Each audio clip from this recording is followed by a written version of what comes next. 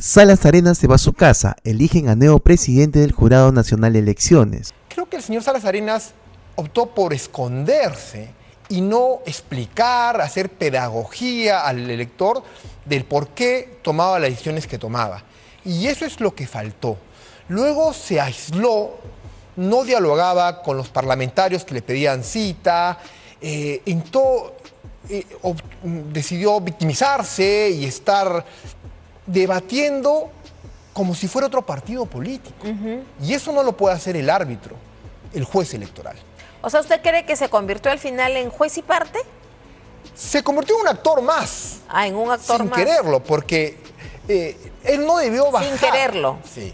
Bajó al debate con los partidos políticos, cuando él es el árbitro y no tendría por qué bajar a debatir con ellos. La Sala Plena del Poder Judicial eligió a Roberto Burneo como el nuevo presidente del Jurado Nacional de Elecciones en un proceso que contó con el respaldo mayoritario de todos los magistrados. Burneo reemplazará a Jorge Luis Salas Arenas en el cargo, quien se va muy cuestionado por favorecer a algunas agrupaciones políticas en las elecciones generales del 2021, lo cual incluso lo llevó a ser denunciado constitucionalmente por el Congreso de la República. Jorge Salas Arenas ya tiene sucesor. Se trata de Roberto Burneo Bermejo, quien fue elegido por la Sala Plena de la Corte Suprema de Justicia como nuevo presidente del Jurado Nacional de Elecciones con 16 votos, es decir, por unanimidad. Él ocupará el cargo a partir del mes de noviembre hasta el 2028. Por unanimidad, en forma libre, me han dado el respaldo para que sea el nuevo representante del Poder Judicial ante el Jurado Nacional de Elecciones y el próximo presidente de esta institución. Burneo Bermejo es juez titular de la Corte Suprema de Justicia y preside la segunda sala de Derecho Constitucional y Social Transitoria de la Corte Suprema. Frente a él existen una serie de desafíos, como las elecciones generales del 2026, que tiene como característica el retorno a la bicameralidad. Vamos a elegir a los nuevos representantes ante el Parlamento, que significa un retorno a la bicameralidad. Probablemente estas van a ser las elecciones más complicadas de la historia. Puede aumentar el número de candidaturas, no lo sabemos, pero hay un número inédito de partidos que podrían eventualmente presentar candidaturas. Otras elecciones que se darán en su periodo son las municipales y regionales, además de revocatorias. Incorporar, por ejemplo, más votantes, facilitar la posibilidad de que voten, tanto en el Perú como en el extranjero, generar las condiciones para que la administración de justicia electoral sea más eficiente. Luego de su elección, el magistrado garantizó transparencia. Con el gran reto de poder garantizar transparencia, imparcialidad e independencia en el manejo de esta institución que tiene la gran tarea de dirigir el sistema electoral. El primer reto es recuperar la confianza de la ciudadanía tras las denuncias de fraude que se presentaron en las últimas elecciones presidenciales del 2021. Yo tengo más de 25 años de experiencia en el sector público, así como en el sector privado. Tengo mucha trayectoria en cuanto a lo que es dirección y gerencia de entidades públicas. También fue director general de la Oficina de Normalización Previsional y desempeñó labores en el Ministerio de Justicia y de la Producción. Como les decíamos antes, ya estamos con el doctor Alejandro Rospigliosi. Buenas noches, bienvenido al final del día. Buenas noches. Bueno, dice el doctor Burneo que tiene una responsabilidad por delante. ¿Cuál cree usted que debe ser la prioridad del doctor Roberto Burneo cuando asuma el 21 de noviembre el cargo de presidente del Jurado Nacional de Elecciones? No cabe duda que recobrar la confianza de los electores, de los ciudadanos, en la institución. En el pasado, siempre el Jurado Nacional de Elecciones, OMPI y RENIEC, tenían unas cifras de aceptación por la opinión pública muy altas. Sí. Ganen o pierdan los partidos políticos, aceptaban y el rol del Jurado Nacional de Elecciones. Con los años esto se ha ido perdiendo y hoy tenemos cifras muy bajas de aprobación del sistema electoral en sí. El doctor Burneo, cuando ha dado unas declaraciones, ha dicho que tiene el compromiso de servir a nuestros ciudadanos, a la democracia y al Estado de Derecho, para que la voluntad popular sea respetada en las próximas elecciones. ¿Cree usted que él, que va a asumir este cargo, sea tan importante que diga que sea la voluntad popular respetada? A raíz del último proceso electoral, sí. Mire, yo creo que en la gestión del saliente presidente Salas Arenas, no cabe duda que las elecciones fueron limpias y transparentes. Y lo dijeron los observadores electorales de la Unión Europea, los Estados Unidos y diferentes instituciones que vinieron a ver las elecciones peruanas. ¿Fueron limpias y transparentes? Sí. ¿Hubo casos aislados de irregularidades? También, que deben sancionarse, como lo hay en todo proceso electoral. Lo que apenó fue que algunos partidos políticos no respetasen el resultado de las mismas. Pero ¿no cree usted que hubo, así como dice, irregularidades? Claro, fueron hechos concretos, por supuesto. Pero también ¿no cree usted que hubo algunos cuestionamientos al no querer, por ejemplo, decir que se exhiban todas las actas o hacer la famosa auditoría que tanto se solicitaba? ¿No cree usted que hubiera sido mejor para que todos estemos más tranquilos que se abran y se haga la auditoría? Sí, coincido contigo. Elecciones limpias y transparentes fueron. Ahora, que el resultado no nos gustó, quién salió elegido, eso también es cierto, ¿no? Quien después nos dio un golpe de Estado. Pero creo que por tema de la ley no le exigía, pero pudo haberse dado más transparencia, ¿no? Con la auditoría que pedía, mostrando las actas. Creo que el señor Salas Arenas optó por esconderse y no explicar, hacer pedagogía al elector del por qué tomaba las decisiones que tomaba. Y eso es lo que faltó. Luego se aisló, no dialogaba con los parlamentarios que le pedían cita, decidió victimizarse y estar debatiendo como si fuera otro partido político. Y eso no lo puede hacer el árbitro, el juez electoral. O sea, ¿usted cree que se convirtió al final en juez y parte? Se convirtió en un actor más. Ah, en un actor sin más. quererlo, porque él no debió bajar. Sin quererlo. Sí, Ya. bajó al debate con los partidos políticos, cuando él es el árbitro. Y no tendría por qué bajar a debatir con ellos. Y también con algunos medios, ¿no? También entró en el debate. Con Sí, le medios de faltó un poco comunicación. más de correa y de tolerancia democrática. Sí, es Bueno, cierto. ahora, el doctor Burneo tiene por delante un proceso electoral que ya se prevé que puede ser complicado, no porque falte transparencia, sino por el número de partidos que pueden inscribirse o pueden quedar aptos. Se estima que van a ser más de 40. Además, con una elección de senadores que no hay en el Perú hace más de 30 años. Entonces, complicada la situación que tiene que afrontar más adelante, no solo el jurado, la RENIEC y OMPE, ¿no? Sí, Diana, creo que van a ser las elecciones y los procesos electorales el más complicado de los últimos años. El más complicado. Definitivamente. Primero, en el mismo año, elecciones al gobierno, los gobiernos regionales, municipales, pero además, diputados, senadores y presidencia de la República. La población electoral ha aumentado en el país. Hoy tenemos 37 partidos políticos inscritos y se espera que haya 37. más. Eso nunca ha sucedido antes. Entonces, sí, se viene un gran desafío y creo que necesitamos un jurado nacional de elecciones que esté preparado para tal desafío. El Tribunal Constitucional le ha llamado la atención al Jurado Nacional de Elecciones por las últimas elecciones, donde se impidió el ejercicio de la participación política de muchos candidatos. Se los sacó de carrera. Creo que Y hubo partidos excesos, también, ¿sí? ¿no? Quedó Hubo fuera, por ejemplo, el PPC, quedó fuera el APRA. Y creo que allí... Y por un tema administrativo, ¿usted lo recuerda? Sí, pero yo creo que hubo excesos del Jurado Nacional de Elecciones porque el derecho humano a la participación política primaba sobre temas administrativos y burocráticos. Sí, ha habido excesos, hay que decirlo. O la inscripción, por ejemplo, del partido Antauro, cuando, contradiciendo su jurisprudencia al negar la inscripción del partido Movadef, debió seguir esa misma línea de pensamiento. Fue algo surrealista que el partido que lleva las siglas de esta persona, que promueve los valores contra la democracia, antivalores, se ha inscrito por realmente temas burocráticos. Tanto así que el fiscal de la Nación le ha contradicho esto y ha presentado la ilegalidad del partido político. Contra el partido, sí, desde el Ministerio Público. Ahora, se tiene que impartir lo que se llama la justicia electoral, que como tal tiene que ser igual para todos. Y han habido pues tachas a candidatos porque no inscribieron un carro, ¿no? La propiedad de un carro, por ejemplo, candidatos que se quedaron en el partidor, ¿no? Pero han ingresado otros que cuando uno ve y dice cómo tachan a uno para que entren otros, y vemos la crisis que estamos viviendo actualmente en el Congreso. ¿Usted cree que ha faltado una mejor justicia, un mejor filtro? Absolutamente.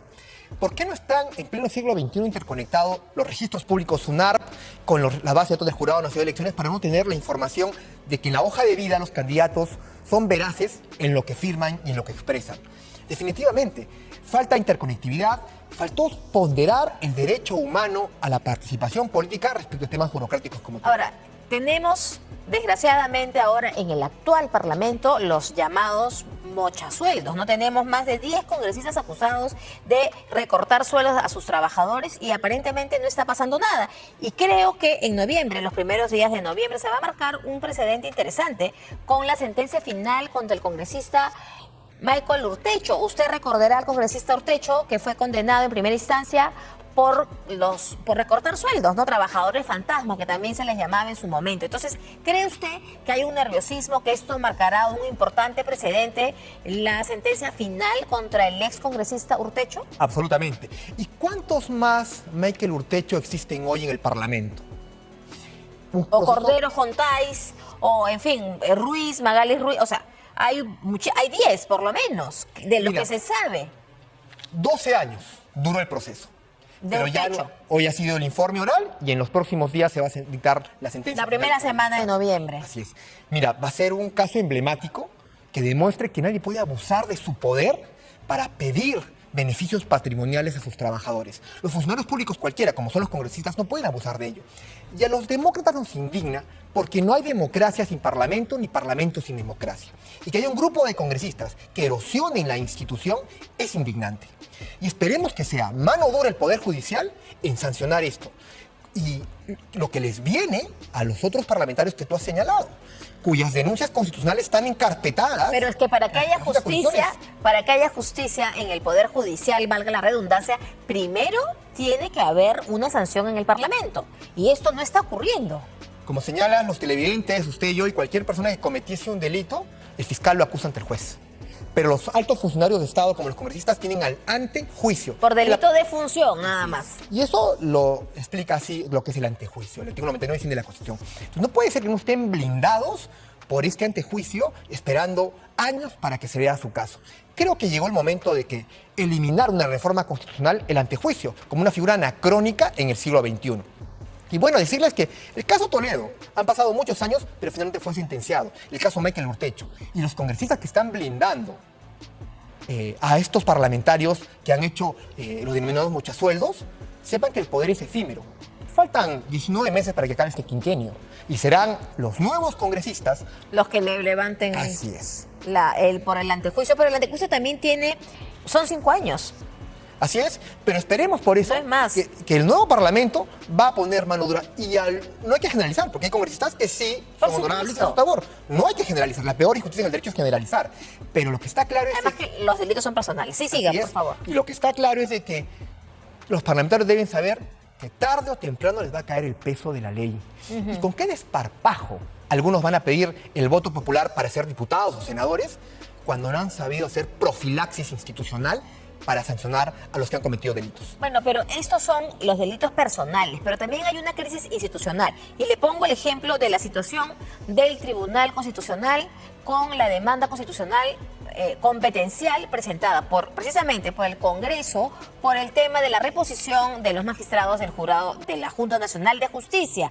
Entonces, hay una crisis en todas las instituciones, aparentemente. Ya el Congreso le pide al TC que anule. ¿Usted cree que el tribunal está partido? ¿También le ha llegado al tribunal la crisis? Creo que sí. Lo que demuestra este caso es eso. Pero simplemente era un tema de... Usted ve en el Parlamento que antes de tomar la votación de una ley, se toma asistencia para ver que haya quórum y luego se va al voto.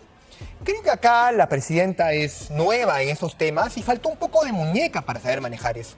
Pero hay que respetar el resultado final. Si la demanda es infundada, pues será infundada. Bueno, la versión de la doctora Luz Pacheco, presidenta del tribunal, que estuvo aquí el día viernes, aquí en Al Final del Día, era que cuando los señores que se pararon, los 3 magistrados que se fueron, ya estaban en votación. Ellos dicen que no y ella dice que sí. Entonces ahí hay un conflicto que esperemos, de verdad, encarecidamente, que lleguen a un acuerdo, porque unos dicen que no había votación y que, por lo tanto, tiene que volverse a votar. ¿Hay un entrampamiento, usted cree, ahí en estos momentos? La respuesta la dará el video de la sesión del Tribunal Constitucional. Y en el video veremos cuál de las dos partes tiene la razón. Pero sí, no puede dar ese mal ejemplo al país. Ahora, que un alto tribunal, defensor y guardián de la Constitución, esté en estas riñas y peleas escolares. Pero es que hubo un detalle que también aquí lo dijo la doctora Pacheco. 2 de los magistrados que un poco, por decirlo de algún modo, entre comillas, digo, se levantaron o se rebelaron y dijeron no vamos a votar, etcétera, estaban en trabajo remoto. Uno estaba fuera de Lima, es más, creo que estaba fuera del Perú, y el otro estaba en su casa, haciendo teletrabajo. Entonces, eso creo que puede un poco dificultar el entendimiento, ¿no cree usted? Definitivamente, pero bueno, está allí en la presidencia, decir, que las sesiones, en estos casos emblemáticos, sea presencial.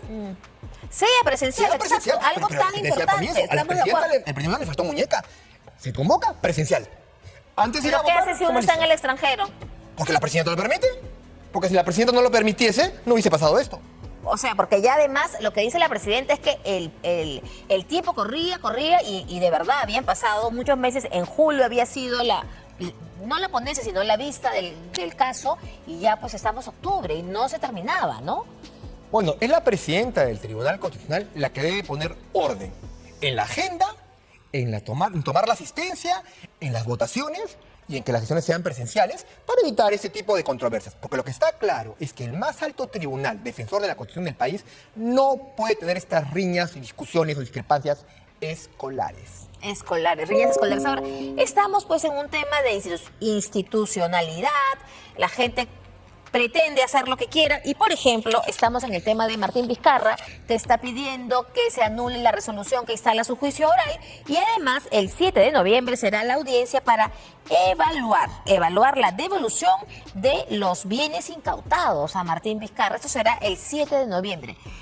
Algunos creen que Martín Vizcarra, independientemente de este caso de los bienes incautados, está buscando dilatar el proceso que arranque el lunes. El lunes arrancaría el juicio de Martín Vizcarra, ojo. Mira, yo creo que en el caso Lavallato hay luces y sombras. Una luz es haber sentenciado al expresidente Alejandro Toledo. Pero las sombras son lo que tú señalas, permitir dilaciones del proceso o el abuso por 7 años al chofer del expresidente Que Kuczynski. hoy día su caso ha sido archivado. Fue excluido en un sobreseimiento del proceso. 7 años. Un pobre hombre lo acusaban de organización criminal, de lavado de activos. Estos excesos han demostrado que el marco legal necesitaba ajustes, pero tampoco lo que han ido al otro extremo, de reducir los delitos de organización criminal, tampoco el otro extremo de permitir que los allanamientos, cuya naturaleza es el factor sorpresa, sea con el abogado de otra parte. Otro abogado no quiere ir, que se paraliza. Pero sí, hoy día se están dando allanamientos. Hoy día ha habido un allanamiento grande en Ancón sin ningún problema. Pero entonces, creo que estos abusos, como el caso del chofer, del señor Bernaola, daban pues argumentos o pretextos y también para cambiar el marco legal. Por supuesto. Bueno, yéndose a otro extremo, ¿no? Pero también, ¿no cree que es un abuso, como dice usted, que hayan estas dilaciones? El año 2020, el juez Juárez Atocho dijo que el caso de Vizcarra lo tenía sólido y que iba a pasar de frente a acusar. Han pasado 4 años. Pero perdóname, si la vacancia del señor Vizcarra prosperó porque se tenían supuestamente argumentos sólidos para ello, ¿cuánto tiempo ha pasado? 4 años. Y no hay nada. ¿No? Absolutamente de acuerdo. Entonces, y deben responder al país, tarde o temprano. ¿Quiénes deben Ahora del responder? caso Lavallato. ¿Y los fiscales? ¿Los fiscales? ¿Que están pasando piola en este problema? La procuradora permitió que le tome el Vamos pelo a al ponerle señor. nombres a los temas. La procuradora Silvana Carrión. Así ¿Sí? es, permitió que le tomen el pelo al país con estos acuerdos con la empresa. ¿Y los fiscales del caso Lavajato, que son?